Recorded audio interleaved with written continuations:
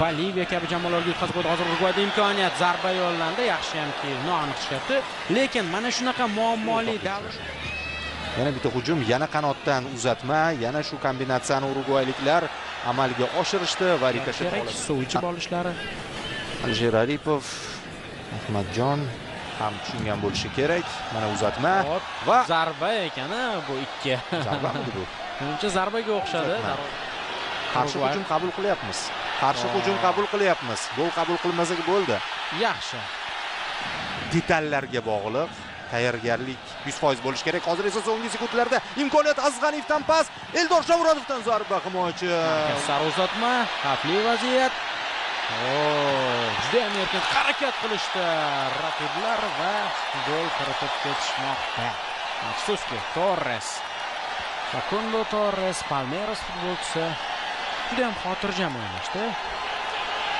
Qarshi hujum tashkil etdi Urugvay. Bunday qarshi hujumlarni Nasrullayevga Shukurov to'pni aniq yetkazib berdi. Nasrullayev esa yuqoridan Eldor zarba! Darvozabon to'pni qaytaryapti. Mana bizning javob, mana golga reaksiya, lekin darvozabonning ham reaksiyasi kuchli ekan. Tan olib aytish kerak, Karino darvozabon Israel Italiya seriyasidan epizod ko'rdik. To'g'ri, hozir kundagi Eldor o'yin aytganimdek o'yin sal ochildi. Urugvayning hujumi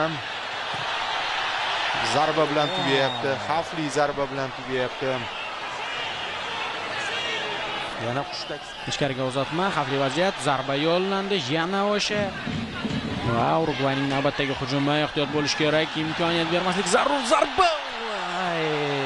2-0.